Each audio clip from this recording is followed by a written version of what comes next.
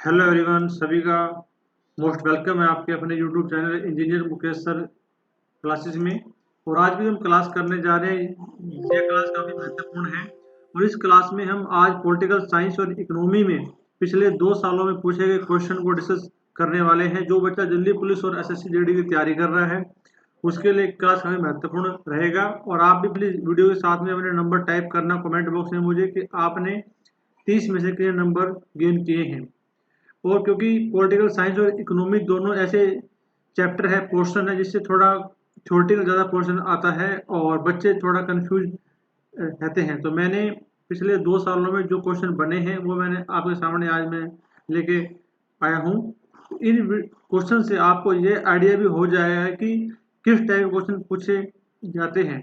और आपको इनके आसपास क्वेश्चन अगर आप कर लेंगे तो आपके क्वेश्चन 100% एग्जाम में आप अटेम्प्ट कर पाएंगे। तो आइए क्लास को स्टार्ट करते हैं। आज का पहला क्वेश्चन रहेगा, भारतीय संविधान का डैश भारतीय नागरिकों के मौलिक कर्तव्य को परिभाषित करता है।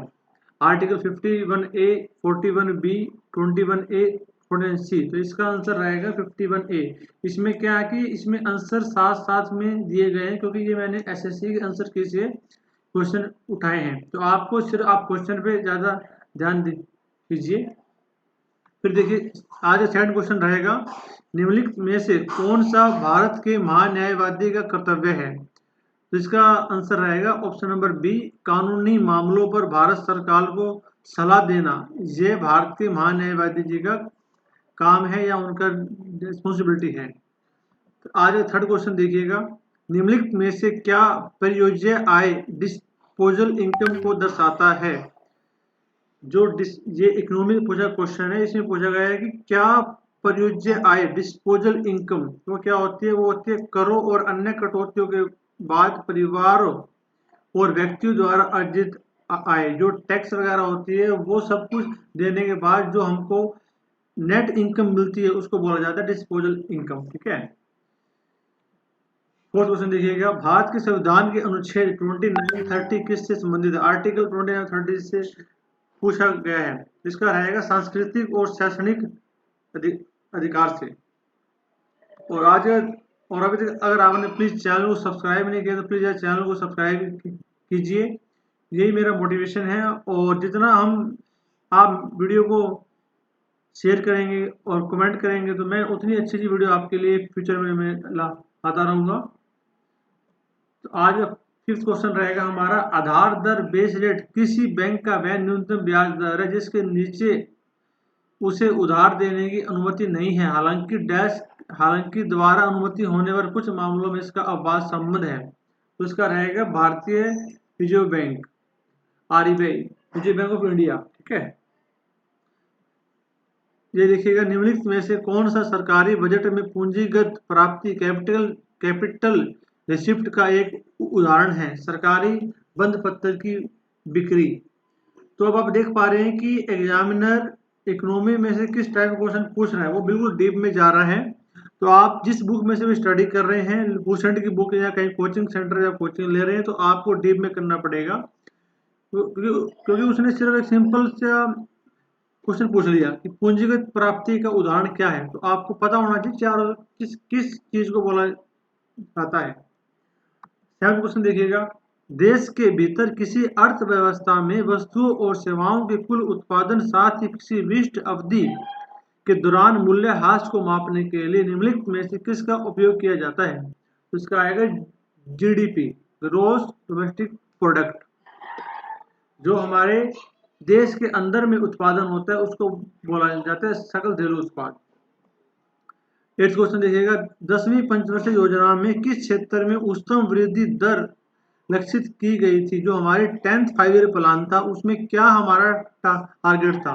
तो इसका रहेगा आपका एक्चुअल में जो आंसर रहेगा इसका रहेगा आपका इंडस्ट्री फील्ड में। ठीक है। इंडस्ट्री फील्ड में बोला गया था कि उत्पादन को इंक्रीज करने के लिए। तो इसका उसके हिसाब से इसका आंसर रहेगा ऑप्शन नंबर बी। ठीक है।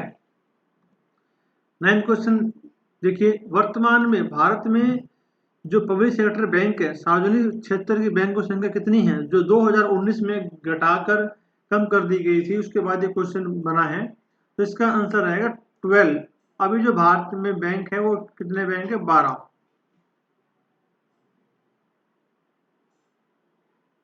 ओके, नेक्स्ट देखिएगा। क्वेश्चन नंबर 10th रहेगा। सितंबर 2020 में भारतीय रिजर्व बैंक ने 1 जनवरी 2021 से चेक के लिए सकारात्मक भुगतान प्रणाली पॉजिटिव पे सिस्टम शुरू करने का निर्णय लिया, जिसके तहत डैश से अधिक के भुगतान के लिए प्रमुख विवरणों की दोबारा पुष्टि करने की आवश्यकता हो सकती है। तो 50,000 रुपये से अगर आप ज़्यादा ट्रांजेक्शन करते हैं तो उसके लिए आपको कोई प्रूफ आईडी वगैरह बैंक को सबमिट करनी पड़ेगी। ये देखेगा 11 क्वेश्चन आज का। निम्नलिखित में से कौन सा मौलिक कर्तव्य के अंतर्गत नहीं आता? जो फंडामेंटल राइट्स है उसके अंडर में क्या नहीं आता? उसके अंडर में आता है राष्ट्रगान जो भारत का है उसका सम्मान करना, सदर भाव को बढ़ावा देना, वैज्ञानिक दृष्टिकोण विकसित करना। क्या ये जो टैक्स का जो हम भुगतान करते हैं ये राइट फंडामेंटल राइट्स में हमारे नहीं आता। उसके बाद देखिएगा 12वां क्वेश्चन बन रहा है आज का। Which of the following articles of the constitution of India provides the procedure for impeachment of the president? Bharat के संविधान के निम्नलिखित में से कौन सा अनुच्छेद राष्ट्रपति के महाभियोग की प्रतिक्रिया प्रदान करता है? तो जो राष्ट्रपति जी से जो क्वेश्चन बन सकते हैं वो मैंने आर्टिकल मैं आपके लिए इसके नेक्स्ट पेज से मैंने सभी डिस्कस किया है। तो इसका आंसर रहेगा आर्टिकल जो 61 नंबर है इसके अंदर में आप राष्ट्रपति को महाभियोग के द्वारा हटा सकते हैं। तो अब देखिएगा ये जो प्रमुख आर्टिकल है जो राष्ट्रपति ऑफ भारत के संबंध है उन्हीं से क्वेश्चन बनता है। जो आर्टिकल 52 क्या क्या बोलता है राष्ट्रपति के बारे में बताता है। आर्टिकल 54 रहेगा कि राष्ट्रपति का चुनाव कैसे करना है। आर्टिकल 55 रहेगा कि चुनाव का क्या तरीका होता है। और आर्टिकल 56 रहेगा राष्ट्रपति का कार्यकाल। आप सभी को पता है कि 5 वर्ष के लिए हमारा भारत का राष्ट्रपति बनता है। और अभी जो भारत के राष्ट्रपति हैं उनका नाम है मैडम द्रौपदी मुर्मू जी और ये झारखंड राज्य से बिलोंग करते हैं। फिर देखिएगा आर्टिकल 58 ये रहेगा कि जो योग्यता क्या क्या होनी चाहिए। इनकी एज होनी चाहिए 35 ईयर, भारत का नागरिक होना चाहिए और संसद में लोकसभा से मेंबर होना चाहिए या मेंबर में मतलब वहाँ मतलब एलिजिबिलिटी उनकी होनी चाहिए। उसके बाद आर्टिकल 60 में बताया गया है कि राष्ट्रपति जी की जो शपथ होती है वो किस प्रकार से होती है। और फिर आर्टिकल 61 जो अभी हमने पिछली स्लाइड में क्वेश्चन किया है उसमें बताया गया था कि राष्ट्रपति को कैसे हटाया जा सकता है। उसका आंसर आएगा महाभियोग द्वारा। ओके, इसके अलावा कुछ और इम्पोर्टेंट आर्टिकल है ये भी आपको पता होना चाहिए। ऐसे जो आर्टिकल नंबर 1 है वो क्या बताता है कि name and territory of the union. अगर भारत में किसी भी राज्य का या केंद्र शासित प्रदेश का अगर नाम चेंज करना है या अगर कोई न्यू स्टेट बन रहा है तो उसका नाम जो चेंज वगैरह होता है वो हमारे आर्टिकल 1 में आता है। और जो आर्टिकल 2 है उसमें क्या होता है कि नए राज्य हमको अगर कोई कंट्री में मतलब किसी अगर राज्य को ऐड करना है या उसको मतलब काटना है तो उसके लिए आता है। फिर थर्ड जो आर्टिकल है वो आता है नए राज्यों का निर्माण और वर्तमान राज्यों के क्षेत्रों सीमाओं मौजूदा राज्यों के नाम में परिवर्तन। और जो थर्ड जो आर्टिकल है उसमें आपका क्या रहेगा जो अभी जो आपके देश में राज्य हैं उनका कोई भी नाम चेंज करना है या उसकी जो बाउंड्री है जो एरिया है उसको कम ज़्यादा करना है। ठीक है जी। उसके बाद देखिएगा ये आर्टिकल 14 to 18 आता है वो क्या आता है हमारा समानता का अधिकार आता है उसके अंडर में। ठीक है, जो 14, 15, 16, 17 है वो समानता का अधिकार आता है। फिर आर्टिकल 19 to 22 रहेगा आपका स्वतंत्रता का अधिकार, फ्रीडम का अधिकार। और आर्टिकल 23 से 24 रहेगा शोषण के विरुद्ध अधिकार। 25 to 28 रहेगा धार्मिक स्वतंत्रता का अधिकार। फिर देखिएगा आर्टिकल 29 और 30 रहेगा सांस्कृतिक और शैक्षिक अधिकार और आर्टिकल 32 रहेगा आपका संवैधानिक उपचारों का अधिकार। फिर कुछ है इसके अलावा जो मैंने अभी आपको मतलब स्टडी कराया था कि जो 14 है वो रहता है कानूनों के समक्ष समानता, कि जो हमारे देश में क्या होता है, अगर किसी भी समस्या का मतलब अगर आप आपसरी में जो पंचायत है या फैमिली में अगर समाधान नहीं हो पाता तो हम कोर्ट का सहारा लेते हैं। तो कोर्ट में क्या है कि कोर्ट में जो भी जाएगा उसके लिए सेम कानून है और सबको इक्वलिटी के आधार पर सबको वहां जाने का राइट्स है। उसके बाद आर्टिकल 15 रहेगा प्रोहिबिशन ऑफ द डिस्क्रिमिनेशन, भेदभाव का निषेध। फिर आर्टिकल 17 रहेगा आपका अस्पृश्यता का उन्मूलन, जो अनटचेबिलिटी होती है जो पहले बहुत ज्यादा थी अभी तो बहुत कम हो गई है। उसके बाद आप देखिएगा आर्टिकल 21 क्या बोलता है कि राइट टू लाइफ, जीवन का अधिकार रहेगा हमारा। फिर आर्टिकल 21A में शिक्षा का अधिकार। अब देखिए ये क्वेश्चन बनता है कि भारतीय क्वेश्चन बना था पिछले साल, भारतीय संविधान के अनुच्छेद 44 का उद्देश्य क्या है। आपको 44 के बारे में स्टडी करना है। ये क्या बताता है कि भारत के राज्य क्षेत्र में नागरिकों के लिए एक समान नागरिक संहिता सुनिश्चित करना। ठीक है, ओके। फिर देखिएगा भारत के संविधान के निम्नलिखित अनुच्छेदों में कौन सा प्रशासनिक न्यायाधिकरणों से संबंधित है। आर्टिकल होता है India deals with administrative tribunals. इसका रहेगा आपका आंसर रहेगा ए, आर्टिकल 323A। और एक स्पेशल में आर्टिकल्स के ऊपर भी आपके लिए क्लास अपलोड कर दूंगा, वो आने वाले 1-2 दिन में। ठीक है, आप प्लीज चैनल को सब्सक्राइब कीजिए, और अगर अभी तक आपने चैनल को सब्सक्राइब नहीं किया और वीडियो आपको मैक्सिमम शेयर करना है। फिर देखिएगा 15 नंबर क्वेश्चन रहेगा भारतीय संविधान का अनुच्छेद 149A डैश से संबंधित है, भारत के नियंत्रक एवं महालेखा परीक्षक के कर्तव्य एवं शक्तियों के बारे में। ओके, फिर हमारा 16 क्वेश्चन है आज का, 18वें आवधिक सम बल सर्वेक्षण के अनुसार शहरी क्षेत्रों में महिलाओं 15 वर्ष और उससे अधिक आयु के बीच बेरोजगारी 10 जनवरी मार्च 2023 में घटकर डैश हो गई 9.2% हो गई। ओके, ये बिल्कुल करंट का क्वेश्चन था ये। उसके बाद देखिएगा 17 क्वेश्चन है आपका, डेबिट कार्ड और क्रेडिट कार्ड में क्या अंतर है। इसका आंसर रहेगा डेबिट कार्ड से आप सीधे बैंक खाते से पैसे निकाल सकते हैं, जबकि क्रेडिट कार्ड से एक निश्चित सीमा तक आपको ऋण लिया जा सकता है। क्रेडिट क्वेश्चन रहेगा आपका, राजस्व व्यय क्या है, दिन प्रतिदिन के कार्य सरकारी कार्यों पर व्यय की गई धनराशि। 9th क्वेश्चन रहेगा आपका, भारत के संविधान के अनुच्छेद 129 के बारे में निम्नलिखित में से कौन सा कथन सही है। आर्टिकल आपको 129 के बारे में डिस्कस करना है। इसका रहेगा आपका ऑप्शन नंबर बी, यह भारत सर्वोच्च न्यायालय को अभिलेख न्यायालय होने का प्रावधान करता है। ठीक है जी, ओके। फिर देखिएगा क्वेश्चन नंबर 20 रहेगा, निम्नलिखित में से कौन सा सरकारी बजट में पूंजीगत प्राप्ति का एक उदाहरण है। Capital receipt. इसका रहेगा आपका सरकारी बंद पत्र की बिक्री। ओके, 21 क्वेश्चन रहेगा, भारतीय संविधान की कौन सी अनुसूची संघ और राज्य यूनियन एंड द स्टेट के बीच शक्तियों के विभाजन से संबंधित है।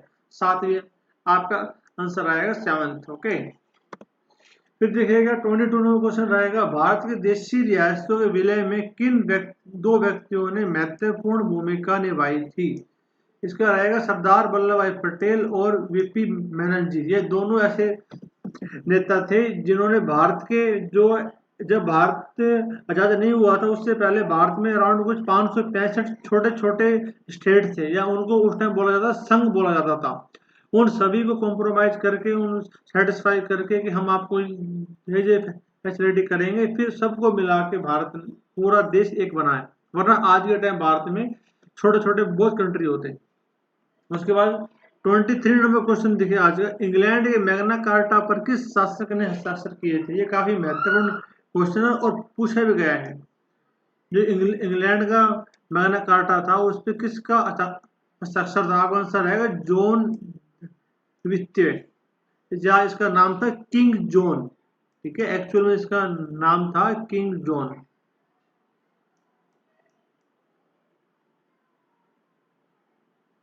ओके, फिर देखिएगा 24वां क्वेश्चन रहेगा आज का, देश के भीतर किसी अर्थव्यवस्था में वस्तुओं और सेवाओं के कुल उत्पादन साथ ही किसी विशिष्ट अवधि के दौरान मूल्यह्रास को मापने के लिए निम्नलिखित में से किसका उपयोग किया जाता है? तो इसका है जीडीपी, सकल घरेलू उत्पाद का। 25 क्वेश्चन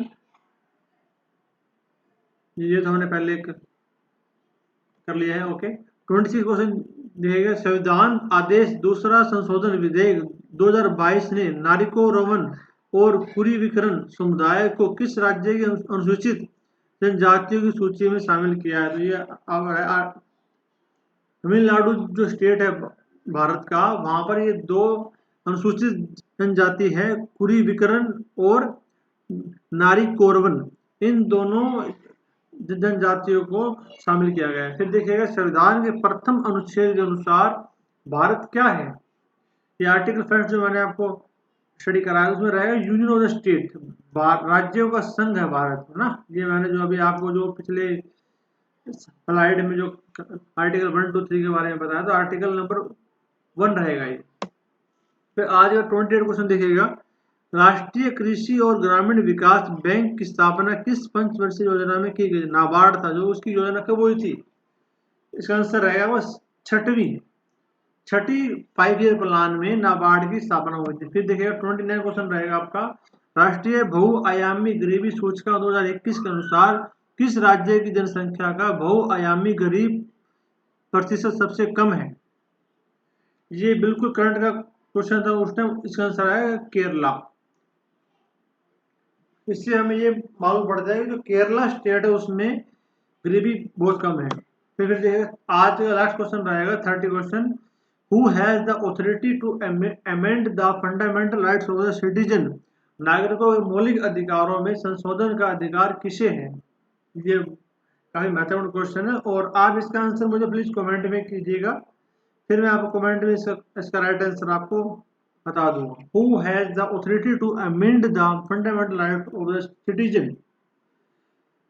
ओके, आज के लिए इतना ही। थैंक यू जो आपने वीडियो को देखा, और प्लीज यार वीडियो मैक्सिमम आपको शेयर करना है। ये काफी महत्वपूर्ण क्वेश्चन जो हमने किए हैं, इनके आसपास की आपको स्टडी, आप किसी बुक में चाहे स्टडी कर रहे हैं, आपको आज ये वीडियो करने के बाद आप अपने जो नंबर बने हैं आप हमें कमेंट में टाइप करना, जिससे आपको भी आपकी तैयारी का आइडिया हो जाएगा। ओके, तो प्लीज चैनल को सब्सक्राइब कीजिए। मिलते हैं नेक्स्ट वीडियो में। Thank you.